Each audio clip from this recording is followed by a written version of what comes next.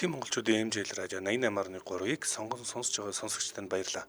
7 хоног бүрийн Давос баасан гарагт 9 цаг 10 минутанд танд хүрдэг Яманы манхыг халуун дээр нүрээтэй Hot Topics нэвтрүүлэг эхлэхэд бэлэн болсон байна.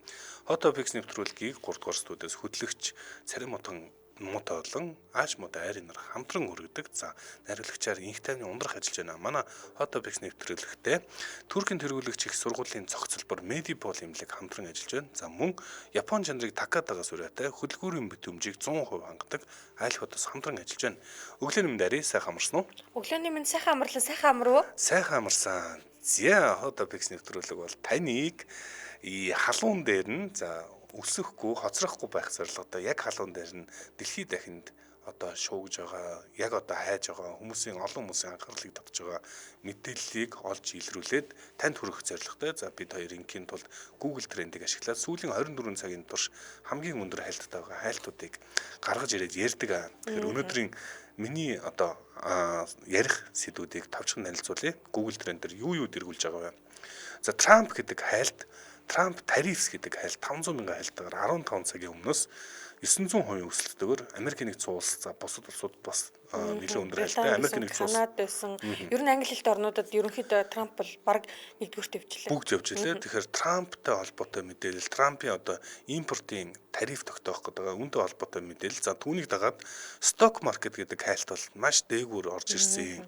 4 цагийн өмнөөс 500 мянган хайлтаар 600% өсөлтөөр сток маркет Трамп тариф хоёр хоорондоо уялдаатайгаар инхүү тэргүүлж эхэлсэн. За үнэтэй холбоотой мэдээллийг бэлдсэн байгаа. За мөн Оросын холбооны улсад туу 24 гэдэг хайлт тэргүүлж эхэлсэн байна. За Улсын холбооны улсад бол туу 24 эрхүү мужид болсон нэгэн үйл явдал. Эрхүү муж бол манай Монголд бол маш ойрхон дүнгиж хойшоо байгаа энэ одоо том хотод туу 24 гэдэг ийм хайлт холбоотой үйл явдал тэргүүлж эхэлсэн. 8 цагийн өмнөөс 20 мянган хайлттайгаар Оросын холбооны улсад дөрөвч яг одоогийн байдлаар бичигдэж байгаа юм байна тренд дээр. За мөн Switch 2 гэдэг хайлт одоо хаасайг дэлхийд даяар битүү байсан. Битүү үлээ. Би тэгээд бас энийг ярихаар одоо хүмүүс мэдх юм болов гэсэн чинь яалтчгүй одоо Солонгос, Япон, Америктаа ч гэсэн ерөөсөө Switch 2 гэдэг хайлт бол ерөөсөө дандаа дэлхийд даяар тэргүүлж байна. Тэгэхээр бид хоёр мэдгүй ч гэсэн энэ одоо юутай холбоотой ингэж ярих гэж оролдоноо. Nintendo гэдэг компанитай холбоотой сэдв ярих гэж байна. Яалтчгүй тренд дээр байлаа. Би нөгөө түрүү ингэж Орсон ингээд нөгөө улс болгоны тренд дээр Nintendo гэдэг нэрээрээ биш өөр ингээд Sing Song-члөө ингээд зөндөө олон нэрээр зөвхөн яг над Switch 2-ын тухай ингээд хүмүүс үнэхээр битүү хайж илээ.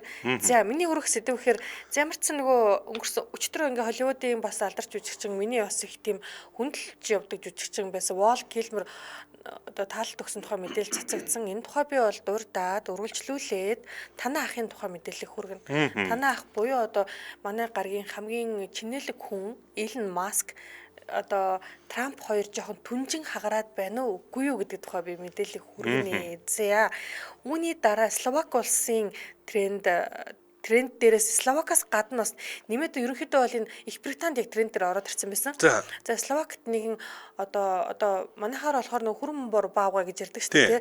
Баавгаан эсрэг одоо хядлага үйлдэгдэх тухай мэдээлэл цацагдсан. Засгийн газрын төвшөнд. За үүн дээр нэмээд Словакийн бас дизайнер бүсгүй Даниэла Кралевич гэдэг бүсгүй бас энэ дээр бас одоо нөгөө нэг юу лээ эсгийн их газар нохоо хэрэггүй гэдэг шиг дахиж орж ирээд төмөн амт нүдүүлж байгаа тухай мэдээлэл би хүргэнэ. За үргэлжлүүлээд хөл бөмбөгтэй холбоотой мэдээлэл хүргэн. За бид нар чинь нөгөө нэг одоо би хөл бөмбөг айхтар сайн мэдгүй ч гэсэн би хөл бөмбөгийн орчуулгыг нэлээд олон жил хийсэн. Тэр нэг мэдгүй найзууд би бас нэг гадралдаг гэх юм уу? Тийм. Олон жил хийхээр ч бараг хамаагүй илүү мэддэг юм шүү. За. Яг л ч ингэ нөгөө талбай дээр гүйж байгаа тэр одоо тий 20 хүний би байрлалыг хараад ойлгоод байдаг байхгүй. Дараахан zegнэх. За. За тэнгууд ингээд Интер Милан, Реал Мадрид, Челси, Манчестер Юнайтед, Тоттенхэм Хотспур заяа Рома гэдэг ингээд энэ олон клубүүдийн тасалжуулагч хийжсэн Жозе Морино гэдэг хүнтэй холбоотой мэдээллийг би хүргэнэ. Яа, манайх ч одоо манай Морино ах ч анхаарлын төв шүү дээ. За энэ хүн бол бас нэлээд тийм одоо сөрөг талаараа одоо угаасаа нөгөө дэлхийн нийт чинь тэр яриад хүний мудвартай болохоор тэгэл яг нэг хүний мудвартай яг энэ мэдээлэл нь ялчгүй тренд дээр ингээд өөрийнх нь нэрээр бас өөртөө холбоотой тэрхүү одоо хэрэгт холбогдсон Галатасарай гэдэг Туркийн те Суперлигийн багтай холбоотойгоор хоёр ингээд нэрээр нь трендд ороод ирсэн билээ. За энэ тухай мэдээлэл хүргэнэ. За манай ах ч угаасаа хурц үг хэлдгээр алдартай. Тэгээд ерөөсөө анхаарлыг татаж явдаг. Угаасаа гарч ирэхдээ л тийм байсан гэдэг. Тэр юу гэж хэлсэн, яаж орсон үнэхээр сонирхолтой байна. Эхний мэдээллийг бүгдээрээ сонирхцгоё. Трамп тарифс болон за сток прайс гэдэг хайлтууд одоо Америк нэгдсэн улс яг одоо тэргүүлж байна. За хамгийн их анхаарал татсан асуудал гэж хэлж болно. За одоо энэ вал килмер болон Switch 2. За Switch 2 л урдна гिचгсэн байна. Тэрнээс биш яг одоо Америк нэгдсэн улс даяараа за бусад Америк англи хэлтнүүд ер нь дэлхийд даяараа эдийн засаг сонирхдаг хүн болгон даяараа энэ Трамп гэдэг нөхөр чинь одоо юу хийх гэдэг нь яах гээд байна, ямар юм яах гэж яваад байна гэдэг сэдвэл олонний анхаарлыг татаад байна л да. Тэгэхээр Трамп бол импортын тарифуудыг тогтоож байгаа улс орнуудад за үүнтэй холбоотой удахгүй импорт тарифа одоо зарлж байна. Зарласан юу гэж зарлах вэ гэдгийг одоо чих 50 хүлээж байна. За тэгээд чих 50 хүлээж байгаа шалтгаан энэ тариф зарснаас болж одоо хөрөнгийн зах зээлүүд хэрхэн хөдлөх болоо өсч ийн буурж ийн гэл хүмүүс бүр ингээл маш их дарамттайгаар ингээл дээшээ дэш харж байгаа юм. За энэ хөрөнгийн зах зээл дээр бол ихэнх хүмүүс одоо байгаа хөрөнгө бол өсөхийн тулд хадгаламжинд хадгалдаггүй. Ихэнх нь одоо гадаад бол бонд худалдаж авдаг. За магадгүй хөрөнгийн зах зээлээр хувьцаа худалдаж авдаг. За энэ бол одоо тогтсон жишг гэж хэлж болно санхүүгийн зах зээлийн. За ингээд ихэнх мөнгөө иш хөрөнгийн зах зээлд хийцэн нөгөө худалдаж авсан хувьцаанд доошоо дэшээ явах нь гэд байнга л одоо ингээл хүлээж идэг юм байна гэдэг тийм. Айц хүчтэй. За энэ одоо юу яад юм болоо гэд. За тэгэд мэдээж хэрэг Трампын энэ огцом шийдрүүд одоо худалдааны данийг эхлүүлж байна. Дэлхийд даяараа импортын тариф тогтоож байгаа. За тэгэхээр импортын хятадд бол 54% импортын тариф одоо бэлдэж байна гэсэн одоо ийм мэдээ 54%. За наа чин бүр нөгөө боловсруулах боломжгүй тоо шүү дээ бүр. Энэ одоо хаа хүрэх юм байгаа мэдгүй юу тодорхой байна вэ гэхээр маш тодорхойгүй байдлыг л нэмж байна гэсэн одоо энэ политико гэдэг дээр одоо мэдээлэл гаргасан байна. Энэ бүх зүйл тодорхойгүй байдал. Энэ ерөөсөө л худалдааны дан гэдгийг өдөөж байна. Энэ нь одоо бид доошлох уу дээшлэх үү гэдгийг одоогоор мэддэх юм алга. Ямар ч хэлсэн одоо S&P 500 гэдэг одоо хамгийн том 500 компани Dow Jones 2% унсан байна. S&P 500 3.4% ингээд унаад байна гэсэн мэдээлэл гаргасан мэлээ. Гэхдээ би сая ингээд орж үзсэн S&P 500 тэгж өчигдрэгт харьцуулахад огцсон мунжаал харагдаагүй билээ. Гэхдээ найруулагч яг одоо зураг өгсөн байна л да. Бирж тэнгуут S&P 500 индекс бол нэлээд доошогоо уналт өгсөн байна шүү дээ. Гэхдээ яг энэ ойрын хугацааны уналтууд бол энэ нэг тийм хуваар бол 0.9% гэсэн уналт бол тийм томдоо бол бас орохгүй бах. Энэ одоо 4-5%-аас өндөр унаад эхлүүл нэлээд аюултай болох бах те. За ямар ч хэлсэн ингээд тодорхой бус байдал бий болгоод байгаа. Тэгээ Трампын тарифыг хүн болгон чих 50 хүлээж байна. За хамгийн гол нь яагаад чих 50 хүлээгээд байгаа вэ гэхээр энэ хөрөнгийн зах зээлд нөлөөлөх гэдэг олон хүмүүсийн одоо хөрөнгө тэнд орж байгаа учраас амжиргаанд бас нөлөөлж штэ. Энд чинь шууд амжиргаанд нөлөөлж. Нэгдүгээрт ингээд за яг хаа одоо тийм үү мөнгөтэй за мөнгөө ингээд хөрөнгөө ч юм уу ямар нэг юмд оруулсан хүмүүст бол нөлөөлнө тийм үү. Мэдээж хөрөнгөн дэшээ дашаа. Эхний ээлжин тэр хүмүүст гэж яригддаг боловч эхний ээлжинд яг тэр дунджаас доош давхаргын хүмүүсийн амжиргаанд яг ялч хүн нөлөөлнө штэ. Тий. Яг эхлээд хөрөнгөний зах зээлд хөрөнгө оруулсан хүмүүс тэр 500 ч байсан $1000 хийсэн ч гэсэн тэр чинь тэгэл одоо дээшээ доошоо явах нь бол маш чухал болоод эхэлж байгаа шүү дээ. За энэ одоо дэлхийн хөрөнгөний зах зээлд нэг хүний одоо шийдвэрлэл шууд нөлөөдөд л нааш цааш болгоод байна. За тэгээд тэр хүн бол Трамп тэгэхээр одоо энэ тарифтай холбоотой байдлаар ингээд наашаа цаашаа болоод байна. За хоёр дахь тийм асуудал нь болохоор энэ тарифаас болоод ийм стагфляц гэдэг зүйл рүү татж байна гэсэн энэ политикоо дээр ийм нийтлэл гарсан мөлий. Өөрөөр хэлбэл эдийн засаг өсөхдөө инфляц явагддаг. Инфляц явагдах бол үргэлж макро эдийн засгийн хувьд бол муу зүйл гэж бол үздэг. За эдийн засаг өсгийн хэрээр магадгүй юмны үн өсөөл явж байгаа. Тэр огт одоо юмны үн өсөхгүй байвал энэ хөдөлгөхгүй байгаа эдийн засаг гэж тайлбарладаг. Гэхдээ зарим тохиолдолд эдийн засаг нь өсөхгүй мөртлөө инфляц нь өсөд байдаг ийм тохиолдол. Тэгээ үүнийг стагфляц гэдэг үзэгдэл болох гээд байна гэж одоо нийт одоо эдийн засагчид тайлбарлаж байна. Тэгэхээр үүнтэй ингэхүү Трамп одоо ойлгомжгүй байдлыг бий болгож байна. За энэ дээр бас нэг сонирхолтой сэдвийг би түрүүчийн дугаарууд дээр ярьсан санаж байна.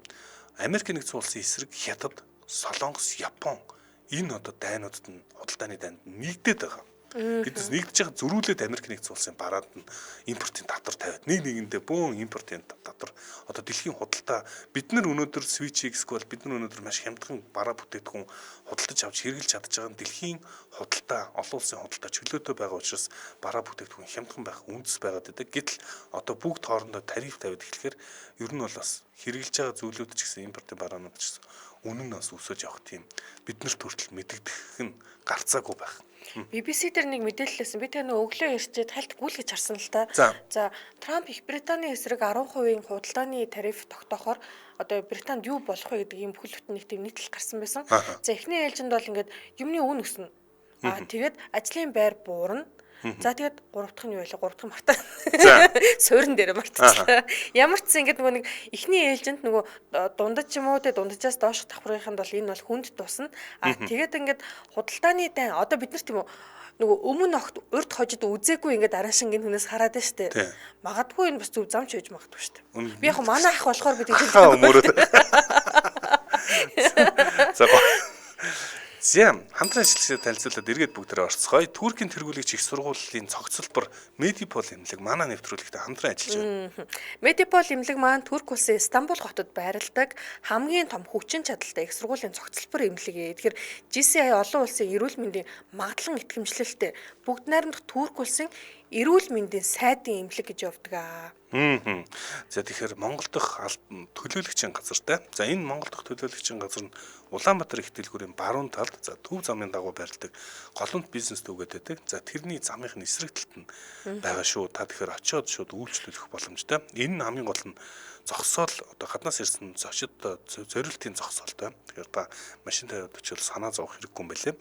Төлөөлөгчийн газар нь эмчлэгдэх боломжгүй өвчтэй, оншин тодорхойгүй эсвэл гадаадад эмчтүүлэхийг хүсч буй хүмүүст хамгийн тохиромжтой сонголт гэж хэлж байна. Миний нэг онцлоод байгаа юм байгаа штэ.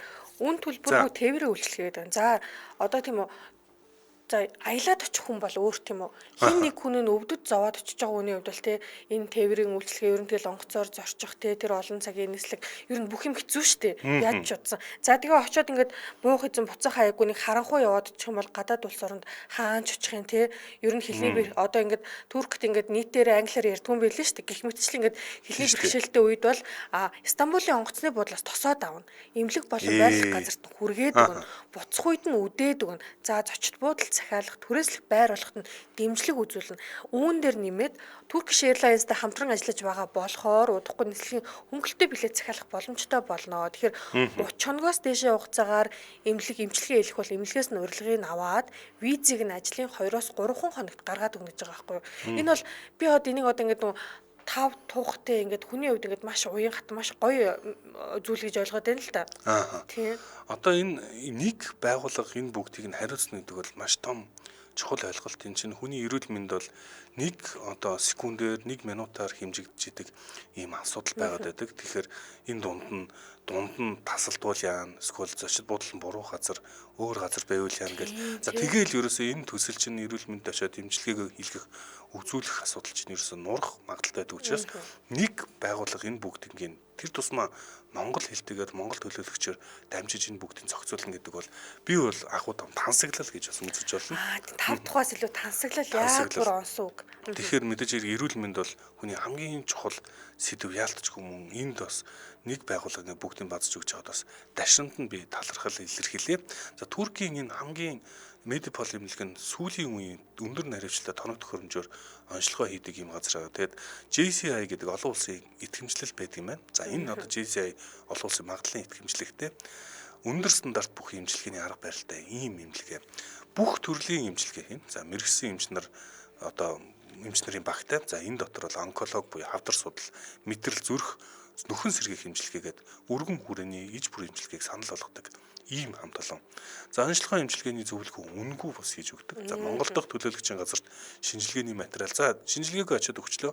Монголдо буцаж ирлээ. Энэ дунд нь бас магадгүй одоо шинжилгээ имчилгээг өргөжлүүлэх эсвэл мэдээлэлээ солилцох бол Монгол дахь төлөөлөгчийн газартай хамтраад хандаж болно гэхээр бас энэ бол бас том давуу тал. Тэгээд орхичиж бас болохгүй эрүүл мэнд бол нэг дор ингэ шийдэгдчихдэг зүйл биш. Тэгэхээр мэргэжлийн орчуулгын үйлчлэгийг инхүү үзүүлдэг, онлайн зөвлөгөө үзүүлдэг. За ийм хамт олон байна.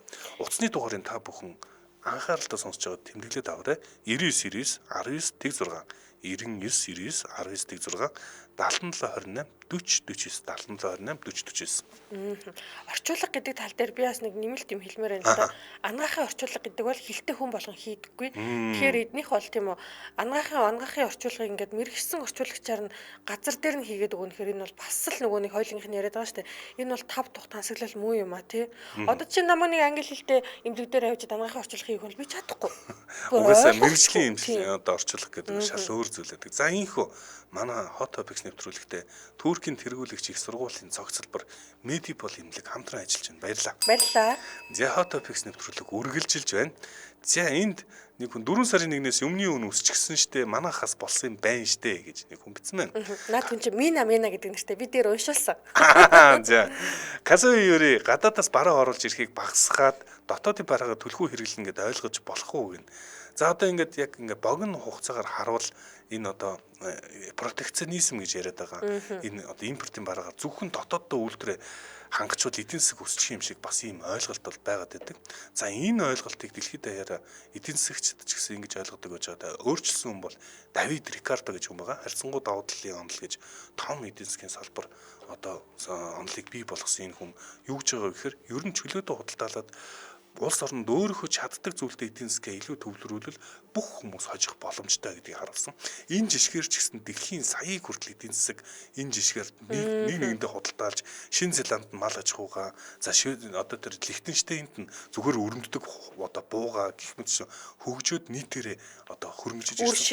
Үр шимийн хүртэж ирсэн энэ замналыг одоо инхүү эргээд протекционизм буюу зөвхөн Америк нэгдсэн улсын үйлдвэрлэл чухал байна гэж үзээд шинэ ерөнхийлөгч одоо Трамп иймэрхүү бодлого хоригдлаад энэ нь одоо дэлхийд даяар санхүүгийн одоо нэг нэгнтэй уялдаа холбоотой болцсон байсан энэ одоо зүйлийг одоо хойшлуулж ирэх өөр тийш явж байна. Чиний дөнгөсөө хэлсэн хүний зургийг өгч штэ айхтар хурд юм ба. Тийм ээ. Агуу Давид Рикардо зургийг бүгд харж байна. Дараагийн сэдвүүдээ бүгд орцгоё. За дараагийн сэдв танайхтай холбоотой. За танайхыг ярихаас өмнө би бас нэг хүнийг заавал дурдмаар санагдсан. Яагаад гэхээр энэ хүн өчтөр ингээд яг мэдээлэл ингээд тийм үү. Одоо жишээ нь би 4 зүгийн шуугааны зохиолч болохоор 4 зүгийн шуугаан ч юм уу ерөнхийдөө нэг тийм гадаадын сайтуудын ингээд нөгөө нэг шинэ мэдээ орлуулал над руу ингээд нөгөө мэдээллүүд нь ирж идэг байхгүй юу? Тэгээд ингээ өчтөр ажиллаа гэж үзсэн чинь Вал Килмер 65 наснда таалт төгслөө гэдэг мэдээ ирэнгүүд нь би гайхсан байхгүй. Яагаад гэмтгүй яагаад ч ингээ нэг тийм боловсруулж чадахгүй байсан. Тэг ингээд яваадсан чинь ялч хөө ингээл нөгөө том хэвлүүд бүгдээрээ тийм үү. Одоо жишээ нь ингээ Вал Килмерийн тухай BBC-ийн нүүрэн дээр яг одоо байж байгаа жишээ нь. Тэнгүүд тренд дээр ялч хөө Вал Килмер гэдэг нэр маань өөрөө ингээд ороод ирсэн байна л та. За Вал Килмер гэж хин юм бэ гэхээр нөгөө Top Gun гэж Том Крузийн тоглож байсан одоо нөгөө сөнөөгч онгоцны нисгчтэй кино байдаг тийм үү. За тэгээд нэмээд одоо Александр хааны тухай Александр гэдэг 2004 онд л гарсан кино байдаг. За 95 оны Batman Forever гэдэг ингээд манайхан зургийг харуул энэ хүнийг танина л та. Би болохоор яг ямар киног ин үзсэн мэдгүй. Гэхдээ энэ хүнийг би тань. Гэхдээ би бодвол Top Gun л гэж бодоод байгаа. За ингээд 64 наснда ер нь бол өөрөө ингээд нөгөө хоолойны хор тавдартай болоод тийм засал хийлгээд ярих чадвар алдсан байсан юм байна. Тийм бүр юу ч ярьж чадахгүй. А тэгсэн чинь Top Gun Maverick гэдэг кино ч одоо би айгүй муухайлсан Maverick гэснээсээ. Maverick. За ингэж аригууны эгог нь хаяа тижээч өгөхгүй. Нурмаагаад тийм үү. За энэ кино болохоор 2023 онд гарлуу. За би оны багцаалдахгүй заяа энэ хавцаа гарсан. А тэгсэн чинь яг энэ Top Gun Maverick гарахад хин Вал Килмер тоглосон байхгүй. Гэхдээ ярьж чадахгүй. Тийм үү. Бүр огт ярьж чадахгүй хүн ч одоо нөгөө жижиг дүр гаргасан. Тийм 86 оныхын кинон дэр энэ чинь ингээд нөгөө нэг сайн дүр муу дүр гэдгийнх нь ингээд супер муу дүр нь штэ. Нэг тийм өрсөлдөгч байхгүй. А гэхдээ мэдээж нөгөө эцсийн бүлэгт ингээд хоорондоо нийлэл нэг л зорилгын төлөө явж исэн хүмүүс. А тэгээд хоёр дахь кинон дээр нь ингээд энэ ярьж чадахгүй нэг авах шаардлага байхгүй гэдээ продюсеруудын баг нь тэгсэн юм байна. Тэгсэн чинь Том Круз өөрөө бүр ингээд зөрөөд заяа Вал Килмерг бол энэ кино бол явахгүй. Вал Килмер ярина уу байна уу те энэ хүн ингээд энэ тэр гигэн дүр ингээд шавар ингээд махан овоо шиг сууж байвал энэ кино явна гэж зөрүүдэлсээр агаад авчираад тэгээ мэдээж нөгөө нэг одоо бидний нэг байнга ярин сэдв болчиход байгаа хиймэл оюун ухааныг ашиглаад өмнө тоглож байсан бүх киноныхын тийм үү дуу хоолойг нь хиймэл оюун ухаан сонсгоод эндээс Вал Килмерийн тэр одоо Iceman гэдэг дүрээ Top Gun Mavericks нөө тэрэн дээрээ ингээд биш Maverick тэрэн дээрээ ингээд нөгөө нэг бүх ингээд кинонуудын дуу хоолойг ашиглаад тий яриаг ингээ оруулсан юм байна. Би бүр нэг өчтөр уншаад вау тий ингээд нөгөө нэг ингээд нэг одоо броманс гэж яддаг шүү дээ. Ирчүүдийн нөхөрлөл нэр ямар хүчтэй юм бэ гэж бодох шиг дотроо хийж бодчихлаа.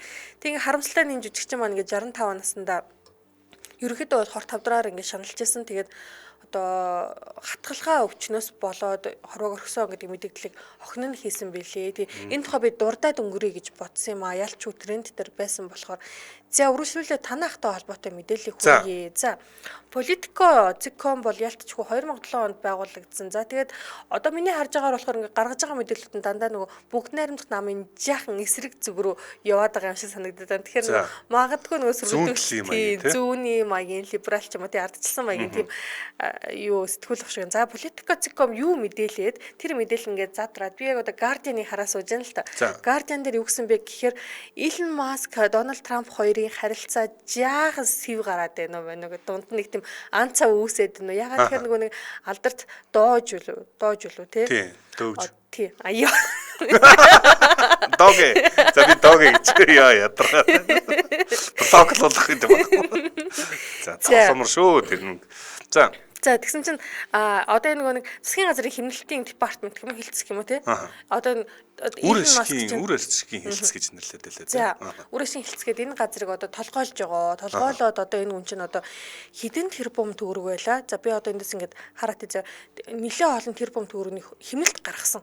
Тэгээ ингээд хэрэггүй тийм үү бүтцэн ингээд асар нүсэр ингээд нөө салбарууд ингээд мөчрүүдийн тайр чаяад Аргентины нөгөө нэг хөрөө гэдэг ерөнхийлөгчийг те яг тэр аргаар нь явж байгаа. Тэгсэн чинь одоо энэ нөгөө нэг доожийнх нь ингээд юун дээр нь томилохдоо 130 хоногийн ингээд хугацаатай томилсон юм байна. За 1 сарын 20-нд Дональд Трамп гарангуудаа Илон Маскыг томилоод 130 хоног ажиллана гэж томилоод 130 хоногийн 5 сар хавцаа дуусгах юм байна л да. За ингээд Илон Маск ерөөхдөө яг энэ албаа өгөх юм байна, дуусч байна гэдэг ийм мэдээллүүд нь цацагдаад Politico Zicom мэдгдсэн чинь Илон Маск худлаа мэдээл цацаад байна. Та нарыг ороод ирсэн заяа. Тэгсэн чинь Дональд Трамп болохоор Илон Маск тийм үү намаа баг ингээд төрд байгаа цагт ингээд байж байна. Энэ ажлаа хийнэ те. Одоо бол ингээд 140 тэрбумын ингээд хэмнэлтийг хүн гаргах чад байна гэж байгаа байхгүй юу. Тэнгүүд 56 мянган хүнийг холбооны засгийн газрын ингээд ямар нэг агентлагуудаас ажиллаас нь чөлөөлсөн гэж байгаа байхгүй. 56 мянган хүн штэ ард нь хэдэн хүн байх уу те. За тэгээ ингээд цаашаа ингээд 171 мянга чөлөөлнө гэсэн ийм төлөвлөсөн тийм одоо цомготгол явагдана гэж байгаа. Тэгснээ ингээд сая би 140 тэрбум өгсөн үү? Тий. За 140 тэрбум маа 1 триллион хүргэнэ. Ингэж хэмнэнэ гэдэг байгаа байхгүй. Тэгэхээр ерөнхийдөө бол хэмнэлтийн бодлого нэлээд явагдана. Politico Zicom-ийн бодлохоор Илон Маск бол ерөнхийдөө Трамптай жоохон хагаралдаж байна уу? Эсвэл ингээд ажлын хугацаанд болж байна гэдэг нэг жаахан сэвэд шуураад эхэлсэн чинь нөгөө хоёрнаас уралтал үгүй болоогүй гэж ороод ирсэн заяа. Тийм л мэдээлэл ерөнхийдөө орж ирээ. Тэгээ ингээд тренд дээр цацагдаад байна л да. За энэ одоо Илон Маск бол Трампын оршлыг анх үүсэж хахад нь олон хүмүүс энэ удаан тогтохгүй. Хоёулаа нарциссист том эго хүмүүсээ одоо нөө тэнгэрт нэг нар байдаг. Тэнгэрт нэг л нар багтдаг. Тэрнээс ш хоёр ийм том эготой том ийм хүмүүс багтахгүй гэж олон хүмүүс ярьж исэн. За Илон Маск бол өөрөө нэг ийм мэдээлэл хийсэн надад сонирхолтой санагдсан. Би эрэгтэй хүнийг хайрлаж болох, эрэгтэй хүн эрэгтэй хүнээ хайрлаж болох хамгийн дээд хайраар Трампыг хайрладаг гэж хэлсэн. Бохом минь. Юу бол Uyoo. Чөөрөө мэддэг. God man гэдэг шиг одоо дайрих минь гэж ямар за бүр ингээд те. Айхтар юм айхтар. Одоо танаа ахч бас ер нь ингээд манай ах хөрх юм айгу гимгүү штэ. Танаа ах уу заастаа хамгийн гимтэй ч танаа ахгүй шин. Арталт нь танаах байгаа юм шүү. За тэгэд Илон Маск энэ Трамп одоо сая энэс өмнөх үргэлжил хүмүүс бол бас ийм хүлээлттэй байх шиг байна л да. Илон Маск Трамп хоёр бол хизээ нэгэн цагт угаасаа ингээд түнжин хахарна ийм хоёр ааштай хүнийг одоо өдий хүртэл яаж байгаад байгаа юм ч гэдэг юм уу те. Харин тийм тий ингэж ярьж байгаа хүмүүс бол байгаа. Тэгээд ядчих JD Vance гэдэг нэг нөхөр дунд нь орж ирээ. JD Vance Elon Musk хоёрын түнжин бас маш муу байгаа гэд олон ийм хиймэл хуурамч мэдээлэлүүд бас тараад байгаа. За энэ цаг нь үнэн одоо ирсэн юм шүү гэд бас нэг сайт дээр ингэсэн байна. Трампын ойрын хүмүүс Elon Musk ажлаа өгөөд одоо юу яана? Одоо юу энэ төрийн ажлаас холдно, бизнесийн ажил руу орно гэж ярьж байгаа. За дээрэс нь Elon Musk хэтэрхий их улс төрд оролцоод байгаагаас болоод Tesla-гийн хувьцаа, Tesla-гийн борлуулалт бас унаад байдаг. Энэ чинь улс төр чинь янз нь шүү дээ, тэ. Тэгэд одоо түүнийг Tesla-гийн гүйцэтгэх захирлаас албанаас чөлөөлөх тухай бас хүсэлт одоо хувьцаа нийлүүлэгчдийн том хувьцаа нийлүүлэгч нь тавьж исэн гэх мэт ийм зөрчилдөд байгаа ийм асуудал байгаа. За тэгээд баг цаг хугацааны л ялчгүй нөгөө ашиг сонирхлын зөрчил байна л та тий. Тэнгүүд одоо нөгөө Elon Musk чинь нэмээд төрөө ингээд аягүй тийм тусгай албан дээр томилогдчиход баахан хүний ингээд ажлаас нь ингээд тий бүр хуугаар нь хамж хайчаад тийм үү халж хайчаад тэгсээр нэ өөрийнхөө хөрөнгө орлогын мэдээллийг хийхгүй байна гэдэг ингээд хүмүүс ингээл дайраалаа байгаа шүү дээ. Тий эн чинь өөрөө Elon Musk чинь юм байхгүй албан тушаалыг гаргаж ирээд тавьсан. За тэгээд энэ дээр тусгай албан хаагч гэж яваад байгаа юм билээ. За тэгээд сүүлд нь би нэг л юм хэлье. За бүгд сална. Ирчүүд хүртэл орноос сална гэх. Тийм. Трамп Elon Musk хоёрын хэрхэн салахын бөөнөрөл харах нь дээ. За одоогийн байдлаар бол ямар ч байсан Elon Musk, Трамп хоёр хоорондоо жоохон сурсан байж магадгүй гэдэг мэдээ яг одоо явж байгаа. Үнэн эсхийг одоо цаг хугацаа харуулах бах. Дараагийн мэдээлэл рүү орцгоё. За Оросын холбооны улсад Туу 22 гэдэг хайлтаараа 3-т орж ирсэн байна. За энэ одоо Туу 22 гэдэг энэ онгоц бол стратегийн бөмбөгдөгч онгоц гэж явдаг. Стратегийн бөмбөгдөгч. За одоо Су 25 манай зэвсэгтгүүч чинь МиГ-21-тэй байдаг санаж 127-тэй байдаг санаж. Эднээс бол ийм байлдааны онгоц гэж байна. Стратегийн бөмбөгдөгч онгоц гэдэг бол атомын бөмбөг, цөмийн хушууг одоо зөөх боломжтой ийм онгоцуудыг одоо стратегийн бөмбөгдөгч гэж нэрлэдэг байгаа. Ийм том онгоц. За энэ онгоц Туу 22 гэдэг хайлт Оросын холбооны улсад 1000% өсөлттэйгээр 20,000 хайлтаар 8 цагийн өмнөөс одоо трендлээд эхэлсэн байна. За манайхтай их ойрхон Эрхүү хот гэж одоо яг энэ хойно байгаа хамгийн том хотуудын нэг Эрхүү хотод энэ үйл явдал болсон. Туу 22 М3 гэдэг энэ онгоц нь эвдэр дэлбэрсэн одоо сүнсэн гэх юм уу? Сүнсэн энэ асуудал болсон байна. За ингээд энэ нисэж явахдаа дөрвөн дотроо нисгэгч байсан юм билээ. Дөрвөн нисгэгч нь аварын одоо шидэлт хийн гэх юм. Одоо шидэлт хийгээд 3-8-д гарч чадсан, нэг нь нас орсон. За ийм үйл явдал болсон. Тэгэд яагаад бас энийг хүмүүс сонирхоод байгаа шалтгаан нь 2024 онд 8 сард дүнгэд саягдрах гэх юм. Бас Черемховск энэ одоо Эрхүү мужийн Черемховскийн дүрэгт бас ийм Туу 22 дэлбэрсэн юм байна. Тэгэд нисгэгч нь одоо нас орсон. За тэгэд ойрхон Туу 22-ууд ингээд яагаад байна? Яа тийм бол үйлдвэрлэлийн алдаатай байт юм болов? За яах вэ? Одоо би одоо ингээд таамаглал гоё үлээмэр л байна л да. Өөрөө таамаглах үү. Зүгээр мэдгүй энэ зүгээр тохиолдолч бас бэж болно. Гэхдээ зас магадгүй зарим хүмүүс хэлэхдээ энэ Оросын холбооны улс ч өөрөө дайнаас болоод хоригтой байгаа. Хоригод нь хамгийн чухал нэг арга хэмжээнүүд нь Оросын холбооны улс сүүлийн үеийн чипүүдийг одоо электронын чипүүдийг одоо бордуудыг одоо электрон бордуудыг гаргахгүй байгаа гэсэн тийм одоо ярьж байгаа. Тэгэхээр эднээс ч одоо угаалгын машин янз янзын газараас чипүүд авч байгаа гэсэн тийм яриад ихтэй энэ бол зүгээр сураг баг. За шалтгаан нь бол одоо энэ Deutsche Welle, Оросын Deutsche Welle сайт дээр бол бичээгүй байна. Ямар ч гэсэн энэ Туу 22 гэдэг ийм одоо онгоц дэлбэрсэн юм байна. Тэгээд ийм учраас энд одоо хайлтаар тэргүүлж орж ирээд байгаа юм. За энэ одоо юунууд нь Telegram дээр бол Mashka Telegram дээр янз янзын одоо энэ дэлбэрж байгаа бичиг зургууд нь одоо интернетээр нэг тараалаа юм байна л да. За дараагийн мэдээлэл рүү орох уу? За орохоос өмнө хамтран ажиллагчид танилцуулъя. За манай Hot Topics нэвтрүүлэгтээ Япон чанарыг дахиад байгаас хөдөлгүүрийн битүүмжийг 100% хангадаг Альфатаас хамтран ажиллаж байна. За альфа хөдөлгүүрийн тос нь 4-8 литр хүртэлх тосны багц үйлчилгээтэй. Тэгэхээр альфа тосоо аваад микро Япон шүүр нэмээд тоссолох үйлчлэгийг үнэгүй хийх боломжтой. Манай Таката маань хүргэлттэй, сервистэй. За 4-8 литрийн багцын та авах хэрэгтэй. Ер нь бол тосоо одоо яг содих цаг болцсон байна. Шолооч нар байгаа анхаарал хандуулаарай. Ер нь хөдөлгүүрийн насжилтыг бол уртсах, ер нь бас бензиний хэмнэх, хөдөлгүүрийн хүчийг сайн байлгахад тос бол хамгийн чухал сонголт болдог. Тэгэхээр Япон бол одоо автомашины их орн, алдартай эндээсээ хамгийн сүүлийн үеийн SP стандартыг хангасан альфа хөдөлгүүрийн тосыг та бүхэн санал болгож байна. За энэ альфа хөдөлгүүрийн тос бол бүтэн синтетик тос. Тэгэхээр бүтэн синтетик учраас хасах түвшин хэмд хөдөлгүүрийн чанараа алддаггүй ийм тос байгаа. Битүүмжийг хадгалснаар одоо илэгдлээс сэргийлнэ, эд ангиудыг жиг тослно. Хамгийн гол нь шатхууны хэмнэлт танд авчирна. За битүүмжээ алдсан илэгдсэн хөдөлгүүрийн хүч муудна тос эдний бензин зарцуулалт гэсэн. Тэгээ би нэг өөрөө машингүй болохоор тэгээ нөгөө тосмос одоо яг тосмаас л солино гэдэг үгийг би зөндөө уншижсэн л дээ энэ тэндээс.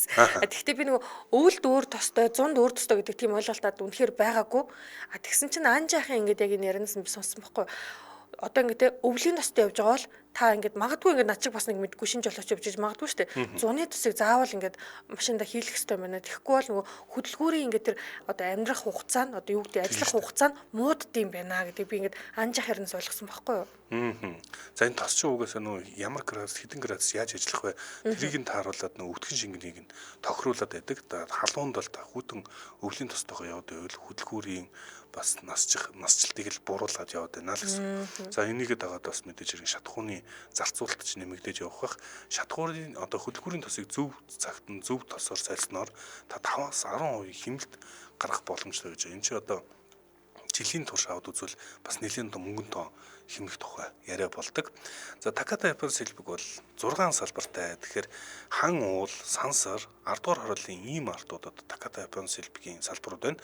За TBD хандуудын замын урд талд Panasonic-тэй ягаан байрал Takata, Баян бүрдээс тасхан өсгөх зам дагуу M-oil шатхуун түгээх үр станц дотор нэг салбар байгаа бол 1-р хорооллын арын зам дагуу отхон жол авт сургуультай залгаа Takata Japan сэлбэг ажиллаж байна. Утасны дугаар нь 72 72 11 11 72 72 12 11.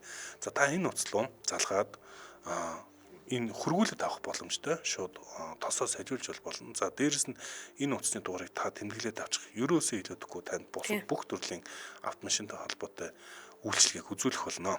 Takata Japan Auto Parts гэдэг та бүхэн Facebook руу ороод лайк дараарай. Манай Hotobix нэвтрүүлэгтээ хөдөлгүүрийн битүүмжийг 100% хангадаг айлгуудаас хамтран ажиллаа. Баярлалаа. Баярлалаа. Тэгээ Hotobix нэвтрүүлэг үргэлжилж байна. Дараагийн мэдээлэл рүү оръё доо. За Словак би тэгтээ нөгөө одоо энэ мэдээг ингээд уншихад надад би яагаад би эсвэл нөгөө тийм их өр нинжин хүн юм шиг байна. Тийм байна. Гэхдээ нэг тийм хүүхэд ч юм уу амтны эсрэг ямар нэг юм үлдэгдэхээр би нэг тийм дуртай байдгүй юм байна л та. Тэгээд ингээд одоо Словакийн заяа засгийн газраас нь одоо ингээд улс орныхоо тийм үү байгаа ингээд баавгааны тооны 25%-ийг одоо хөнөөх буюу цөөлөх тийм бодлого баримтлаа гэдэг шийдвэр гарсан байна. Тийм үү? 25%. Тооцоолох нь өсөд байгаа юм байна тий. Тэснэ ингээд одоо эднийх чинь ингээд нөгөө бор баавгаагчд монголоор өгдөг үлээ. Хүрэн баавгаа тий. За хүрэн баавгааны 1300 гаруй тоотлоготой байна. За үүнийхээ 350-ыг ингээд устгалд оруулна гэдэг ийм мэдээллийг тус улсын засгийн газраас хийгээд энийг ингээд би түрүүн тренд дээрээс харчаад би ингээд гайхсан байхгүй юу? Баавгааг энэ олноор нь ингэж хөнөөнө гэдэг те энэ баг магадгүй хуурамч мэдээлэл баг гэсэн чинь би одоо BBC-ийн мэдээг хараад суучихна. За тэгсэн чинь яагаад ийм ингэ шийдвэр гарсан бэ гэсэн чинь өнгөрсөн 7 хоногт одоо тус улсын нэгэн иргэн 50 гаруй настай иргэн одоо оройн хоолоо идчихэж ч юм уу те одоо гэрийн хажууд байдаг ойн цорхороо ороод салхилт юм байна л талцдаг те ингэж явж байгаад сургаггүй болсон. Одоо хах сайн гэсэн үг. Сургаггүй болоо. За тэгээ мэдээж тэр чинь хот тосгоныхын хүмүүс хайгаад тэгээд нөгөө баавгайн гарт одоо амиа алдсан байдалтай одоо ойд байгаа цогцсыг нь олсон юм байна. За мэдээж энэ хүний ингээд амнасаа алдсан явдал нь Словак улсад ингээд өмнөөс нь ингээд нилээн эрт үеэс яригдсан тэр баавгаан тоотлого ихсээд байна те хүмүүсийн ингээд нөгөө эрүүлтэй ингээд амар амгалан байх нөхцөлийг баавгаа бүрдүүлэхгүй байна те энэ баавгааг одоо цөөлий хөнөө гэдэг тийм юм яригдадсан юм байна л та. Иргэдийнхэн дунд штэ. За тэгсэн чинь одоо сүүл рүүгээ бүр ингээд тусал одоо Словак улсын засгийн газар одоо ингээд хилэлцээд одоо ерөнхий сайд Роберт Фико гэдэг хүний одоо популист националист гэж байгаа байхгүй юу? Популист үндэсний үзэлтэй засгийн газар нь баавгаан тоотлогоог 1300 хүрэн баавгааг 350-д хөнөөнө гэдэг ийм шийдвэр гаргасан байна. 1000 дотор барина гэсэн санаа шүү дээ.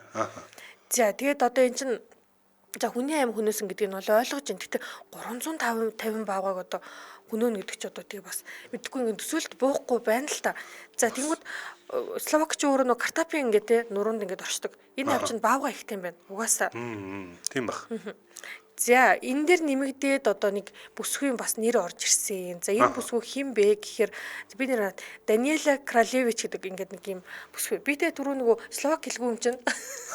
За. Тэгээд ямар сони юм бэ? Словакэр ярьдгүй юм уу гэл.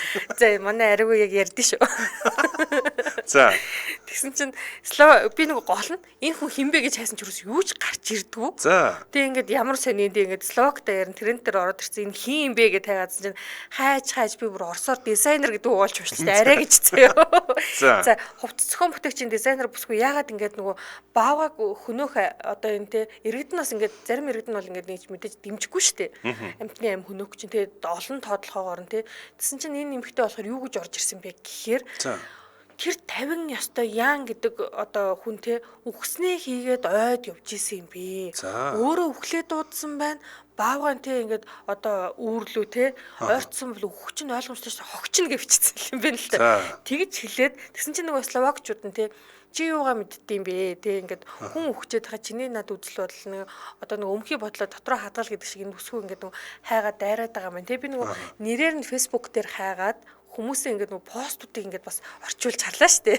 Тэгсэн чинь ингээд энэ бүсгүй бол үнэхээр ингээд нөгөө баавгааны хажуугаар нөгөө эсгийн их газар нохоо иргэхгүй гэдэг шиг те энэ бүсгүй бол нэхлэн тийм дайруулж байгаа юм ятгад ингээд харангууд ингээд супер хөөрхөн хүүхэн байгаад байгаа юм л та.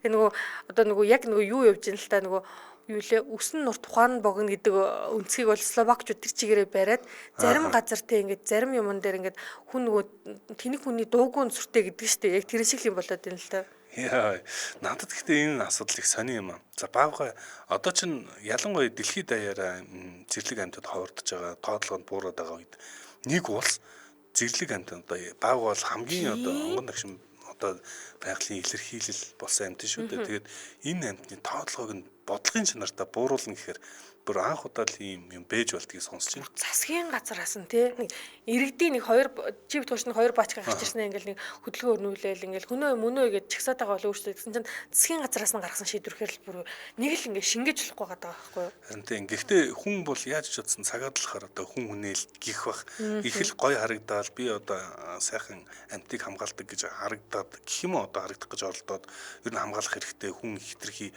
өсөөдөр гэдэг боловч цагаадлал бол тэгэл зэрлэг амьтанд алуулахдаа бол бүгд л баавгай хідэнч баавгайс өөрийгөө амьд үлдэхэд бол баг алж дарах бах. Тэгээд ямар ч гэсэн Словакийн засгийн газар маш сонин юм шийдвэр гаргасан байна. За дараагийн мэдээлэл рүүгээ бүгдээрээ орцгоё. Switch 2. За Switch 2-ын тухайг Hot Topics дээр өмнө нь ярьжсэн. За Switch 2 гэдэг Nintendo-гийн энэ бүтээгдэхүүн зүгээр л ерөөсөө дэлхийд даяар шуурулдаг юм байна. Бид өөр одоо үнэхээр хэлэх үг болтохгүй. Яагаад тэгэхээр энэ Switch 2-ын би ингээд хэд гүйлгэж харсан. Switch 1 гэдэг нь хамгийн олон борлуулагдсан юм гоё тоглоом тоглодог юм гар дээр утас шиг гэх юм уу хэлбэртэй юм тоглоом юм байл да. Тэгээ Switch 2 нь зарлагдахаар болсон даруй бүр ингээд бүүн одоо шууган болоод хүмүүс хайгаад байсан. Тэгсэн чинь дахиад яг хизээ худалдаалаад эхлэх үнэн тодорхой болсон. За ингээд дэлхийд даяараа Switch 2 гэдэг юмыг хүлээгээд байгаа юм байна. За би өөртөө үнэхээр юунаас хоцорсон юм мэдээлэлээс хоцорсон ойлголоо. Ялч хүн чинь бүр ингээд Египтэд Арабын нэгдсэн Эмират хүртэл ингээд тренд дээр Switch 2 Nintendo гэл ингээд бүх үгнүүд нь ороод ирсэн. Ингээд англи хэлтэй бүх орнуудад орос хэлтэй солонгос дээр ерөөсө бүх газар Switch 2-ыг л хүлээж байгаа юм. За энэ хүлээсэн хугацаа нь бол мэдж байгаа хүмүүс нь байгаах, Монголд ч гэсэн хүмүүс байгаах 6 сарын 5 гэж зарлагдсан байна. $450-оор инхүү Switch 2 худалдаанд гарах нэ гэдэг нь зарлагдсан байна. Тэгээд дэлхийд даяараа л хүлээж байгаа. Мэдж байгаа хүмүүс бол бид хоёрт бас энэ Switch 2 яг тавьсан бол өөрөөс өнсгүүдээр комментээр өчвөл баярлнаа. Дараагийн мэдээлэл рүүгээ ороод амжи гэж бодлоо. Галс яриад. За одоо нөгөө нэг Жосе Моурино гэдэг энэ алдартай дасгалжуулагч маань одоо болохоор Туркийн Супер лиг гэж ярьд юм байна. Дээд лиг мэг гэдэг Супер лиг гэж ярьд юм байна. Супер лигийн Фенербахче гэдэг одоо клубыг дасгалжуулж байгаа. За Фенербахче Галатасарай гэдэг одоо Галатасарай гэдэг клубыг аяусаа мэднэ л дээ нөгөө тухайн үед нөгөө нэг одоо нөгөө талигаач болсон ах маань тий тайлбарлагч ах маань тий тэгээд нэмээд одоо энэ хоёр ах мах тэр чинь нөгөө нэг синэг дээр юу яах та клуб мөнгө тайлбарлахад дандаа Галатасарай гэж тэгж ярьдаг гэсэн аахгүй юу. Тэнгүүд ингэж толгойд орчиж. Тэг Галатасарай гэдэг энэ багтай нилээн тийм сөргөөцөлтөөд тоглолт болсон юм уу тийм энэ хоёроо. Тоглолтын дараа Жозе Моурино заяа дахиж очиод Галатасарайгийн одоо дасгалжуулагч хахад хамарнаас нь ингэж чимх ингэж татаа заяа. Тэг унгацсан гинэ. Бараг нөгөө хамарнаас нь татвал ингээ газар унгац юм уу яасан чи нөгөө хүний тэгтээ хамар өвдөн шүү дээ яасан юм дээр одоо чи бос ирэл миний хамрыг татвал ингэх юм бол би ойлгох бах баг. Тэгээд ингэнгүүт нөгөө эн чин бас ингээ тийм туркууд ч өөрсдөө ингээ үнэхээр үнсрэх арт түмэн юм билээ шүү дээ. Бид нар ингээ туркт 100 очиход тий барилга болгон дээр нь туркийн туг байжсэн шүү дээ. Тэгсэн чинь нөгөө туркийн хөл бөмбөгийн холбоо нь яагаад байгаа вэ гэхээр одоо тий дэлхийн хаана энэ хүн ингэж чадах юм. Манай турк юу гэж бодоод байгаа ингэж уурлаад байгаа юм. Би одоо BBC спортын мэдээлэл дээр гарцсан байгаа өгүүлбэрийг сайн уншсан шүү заяа. За тэгэнгүүт болохоор нөгөө хамраа чимхүүлээд унсан одоо энэ Окан гэдэг энэ дасгалжуулагч шүү дээ. Галатасараг энэ хүн болохоор за бит хоёрын Морина бит хоёрын хоорондоо нэг айхтар тийм асуудал байхгүй. За яг араас ирээд хамрах чимхсэн маань бол үнэ. Яг одоо жаахан нүүрэн дээр ингээд нөгөө нэг жоох ингээд одоо майжуулсан тийм ором гарсан. Мэдээж яг нэг тийм сайхан зүйл биш. Гэхдээ ингээд иймэрхүү нөхцлүүдэд тийм ингээд клубуд одоо ахалж байгаа тий дасгалжуулагчд болохоор менежерүүд болохоор ингээд жаахан тий аятайхан бие авч явах хэрэгтэй байх гэж бодож байна. Энэ асуудлыг би бол ингэж тийм хөндрүүлмээргүй байна. Тэгээд ингэж байгаа зураг нь өгчөж юу харъя. Ямар энэ гэхдээ бүр уурандаа тийм байх тий. Үгүй би бол ингэж бодож байна. За Жозе Мориныг би хөл бөмбөг сонирхож эхлэх гэх юм уу Манчестер Юнайтедыг дэмжиж эхэлснээс хойш энэ нэрийг сонссон. Хүн чинь бол зүгээр ингээд өдий хүртэл явсан бүх үйлдэлүүдийг би ингээд үзчихсэн, сонсчихсан болохоор ерөөсөө би зочирдохгүй байна. Энгийн зочир ийм л хүн л дээ Жозе Морин. За ямар санда Портодоо анхны нөгөөх нь бүр газар унц нүрээ дараад уйлаа өвтчих юм шүү. Портодоо анх одоо аврагуудын лиг төрүүлэх боломжгүй багаар төрүүлчихэд өөрийгөө үжилсэн бэх. Би бол онцгой нэгэн гэдэг өөрийгөө тийм гоёор нээлттэй хэлдэг. Онцгой нэг хэлдэг. Ер нь шууд одоо шулуун гэх юм уу ингэ хилчгээс зүхддгүү хурц үг хэлэхээс ерөөсөө айдгүй. Тэгээд янз янзын аяг гаргадаг. Алдартай одоо энэ дасгалжуулагч жинхэнэ одоо хоорондоо өрсөлддөг одоо Туркийн одоо лигт тоглолт одоо дасгалжуулж байгаа юм байна те. Тэгээ ийм хүлээлттэй байла. Яг л болдог. Энэ хүн өнөөдрөөс миний ах болсон. Удаах ах. Би хурцхан туртай. За энэ хүрээд манай өнөөдрийн Hot Topics нэвтрүүлэг өндөрлөх болсон байна. За манай Hot Topics нэвтрүүлэгтээ Туркийн тэргүүлэгч их сургуулийн зохицолбор Medipol эмнэлэг хамтран ажиллаа. За мөн Япон чанарыг Такадагаас үрээд хөдөлгөөрийн битүүмжийг 100% хангадаг аль хотоос хамтран ажиллаа. Сонсогчдоо өргөжлүүлээд радио мэдээгээ хүлээн аваарай. 10 цаг 10 минутаас манай эфир хөгжим төд нэвтрүүлгээр үргэлжлэх болно. Баярлалаа. Баярлалаа.